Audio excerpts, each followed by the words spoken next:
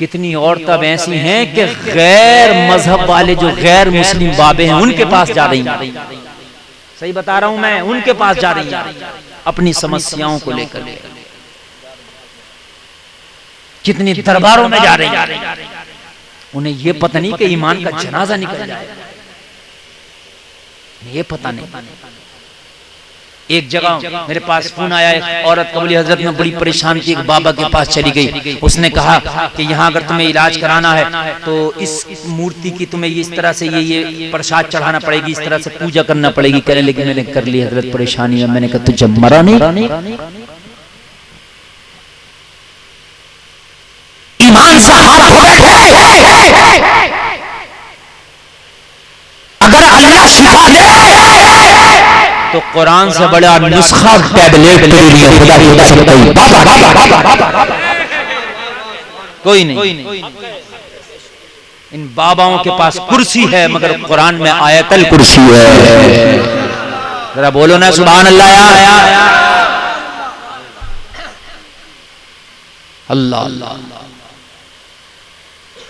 ان کے پاس کالے پیلے نیلے تاجے ہیں، قرآن کے پاس سورہ فاتحہ سورہ رحمان ہے۔ اللہ ان کے پاس جھوٹا اتارا ہے، قرآن کے پاس سچا اماں کا پارا ہے۔ جھوٹا اتارا کام نہیں کرے گا، اماں کے پارے کی آخری 3 سورتیں پڑھ لو، قل هو اللہ، قل اعوذ برب الفلق، قل اعوذ برب الناس، ہر نماز کے بعد پڑھ کے دونوں ہاتھوں پہ دم کرو اور پورے بدن پہ پھیلا لو۔ میرے نبی کا یہ کام تھا، خود میرے نبی کیا کرتے تھے، خود آخر کی 3 صورتیں میری ماں بہنیں بھی سن لیں اور آپ بھی سن لیں، قل هو اللہ، قل اعوذ برب الفلق، قل اعوذ برب الناس، ہر نماز کے بعد پڑھیں، دونوں ہاتھوں پہ دم کریں، پورے بدن پہ پھیلا لیں۔ نہ کوئی جادو، نہ ٹونا، نہ ٹوٹا، نہ اثر، ہوائی اثر، نہ زمینی اثر، کوئی تیرے اوپر کام نہیں کرے گا۔ تعویذ دے دیا میں نے نماز کے بعد، ہر نماز کے بعد۔ کسی بابا کے پاس جانے کی ضرورت نہیں ہے، اس بابا کے پاس، اس بابا کے پاس، اس بابا کے پاس جانا شروع کر دیا۔ اب تو میرے بھائی ابھی تو بدعمل بے عمل باباؤں کے پاس جا رہے تھے، اب بے ایمان باباؤں کے پاس جانا شروع کر دیا۔ اور ہماری ماں بہنوں کے ایمان اتنے کمزور ہو گئے، تمہیں اگر یقین نہ آئے، صبح کو تم رات کو نہ کہیں اپنے کھیت میں پھاوڑے سے مٹی اکٹھی کر کے اور یہ کہہ دو کہ رات میں جب بشارت ہوئی ہے دادا میاں کا مزار ہے، کوئی آئے نہ آئے تیرے گاؤں کی 2-4 عورتیں ضرور آ جائیں گی۔ صحیح بتا رہا ہوں میرے بھائی، یہ ایمان کی کمزوری نہیں تو کیا ہے؟ میرے بھائی بتاؤ مجھے، یہ ایمان کی کمزوری نہیں تو کیا ہے؟ ان سے پھوکے ڈلوا رہی ہیں، ان سے پانیاں پڑوائے جا رہے ہیں کہ جن کے پھوکوں کا حال یہ ہے کہ جن کو کل میں صحیح کر کے نہیں آئے تھے، وہ پھوکوں میں کیا پڑھتے ہیں؟ مجھے بتایا قرآن شریف اگر آپ پڑھے ہوئے نہیں ہیں، قرآن شریف پڑھیں، قرآن شریف پڑھ کے خود پڑھ لیا کریں، ختم کر لیا کریں۔ کوئی نیک آدمی مل جائے تو ٹھیک ہے دعا کرا لیں، اور نہیں ملے تو خود پڑھ لیا کریں، اور اس کے بعد میں کوئی نہیں ملے تو ادھر ادھر کے آپ بابے کے چکر میں نہ پڑے۔ تیرے گھر میں تیری ماں زندہ ہو تو اپنی ماں سے دعا کرا لے، جہاں کسی بابے کی دعا کام نہ کرے گی وہاں تیری ماں کی دعا کرے گی۔ اس سے بڑی کوئی دعا ہی نہیں، تیری ماں سے بڑی کوئی دعا ہی نہیں۔ تیری تیرا باپ تیرے جنت کا دروازہ ہے، تیری ماں اس کے قدموں کے نیچے تیری جنت ہے۔ بس ایک انجام اور بتاؤں گا اور وہ انجام بتا کے تقریر ختم کروں گا۔ آج مجھے 5 انجام بتانے تھے اور ابھی میں نے ایک انجام بتایا ہے، کس کا؟ حضرت نوح کے بیٹے کا۔ مجھے 5 انجام بتانے تھے لیکن میرے پاس اتنا ٹائم نہیں، 5 انجام کے لیے چاہیے ابھی 1 گھنٹہ اور۔ میں نے بس ایک انجام اور بتانا ہے۔ لوگوں حقیقت کیا ہے میں آپ کو بتا دوں۔ اللہ فرماتا اینما تکونوا یدرککم الموت ولو کنتم فی بروج مشیدہ۔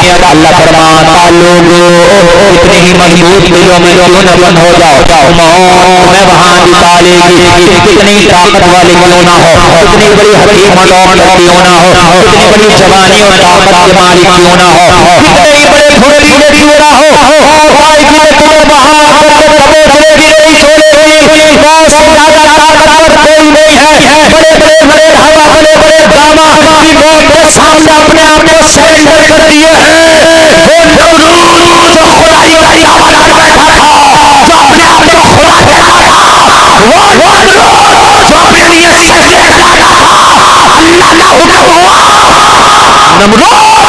تجھے ماریں گے تو تیرا انجام ایسا کر دے گا کہ قیامت تک کے لیے لوگوں کے لیے عبرت کا نشان بن جائے گا. تجھے ماریں گے تو ایسے ماریں گے کہ تیرا انجام جو ہے نشان عبرت بنا دیں گے قیامت تک کے لیے لوگوں کے لیے. اپنے آپ کو خدا کہتا تھا, اپنے لیے سجدہ کرتا تھا. لوگوں جب اس کی موت آئی تو اللہ نے ابھی موت کے فرشتے سے کہا ابھی تو نہ جا, موت قریب آنے والی ہے, موت کے فرشتے کو نہیں. اللہ نے کہا موت کے فرشتے سب کے پاس تو جا کر روح نکالتا ہے, مگر اس کا ایک انجام عبرت کا نشان بنانا مجھے.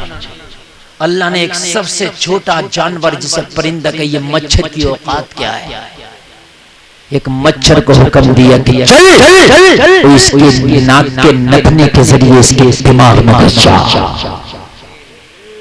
جو خدائی کا دعویٰ کر رہا تھا, جو سجدے کرا رہا تھا, اس کی اوقات اللہ نے بتائی. اور مچھروں میں بھی کوئی سوست مچھر نہیں تھا, کوئی ہٹا کٹا مچھر نہیں تھا. وہ مچھر تھا جس کا ایک پیر خراب, وہ مچھر تھا جو معذور, وہ مچھر تھا جو بکلا کاٹ کر اس کے ناک کے ذریعے سے دماغ میں گھس جا. وہ جلسے میں آنے والوں اللہ نے ہاتھ بڑھائی, اپنے آپ کو خدا کہنے والے تم میرے مچھر کا مقابلہ نہیں کر سکتا.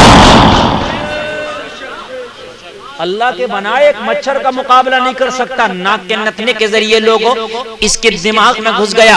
دماغ میں گھسنے کے بعد ابھی فرعون مرا نہیں, دماغ میں گھسنے کے بعد اللہ نے مچھر کو زندہ رکھا. مچھر اس کے دماغ میں جب بھن بھن کرتا تو اس کے سر کا درد شروع ہو جاتا, پاگل پن کے دوڑے پڑنے لگتے, پاگل پن کے دوڑے پڑتے, لوگوں دماغ میں بھن بھن ہوتی.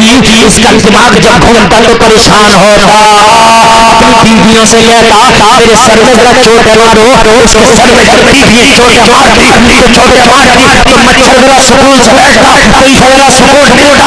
اس کی بیویاں روزانہ اپنے جوتے اٹھا کے اس کے سر پر روزانہ مارتی, روزانہ مارتی. اتنا پیٹا, اتنا پیٹا, اتنا پیٹا, اتنا پیٹا کہ پٹ کے اس مچھر کی وجہ سے اللہ نے اس کو تباہ کر دیا, مر گیا. یہ ہے نشان عبرت, یہ ہے اس کی اوقات, یہ ہے اس کی حقیقت. اللہ کی نظر میں روپیہ پیسہ نہیں, اِنَّ أَكْرَمَكُمْ عِندَ اللَّهِ أَتْقَاكُمْ. اللہ فرماتا اللہ کی نظر میں جس کے ایمان مضبوط ہے, جس کا تقویٰ زیادہ ہے, اللہ کی نظر میں اس کی عزت زیادہ.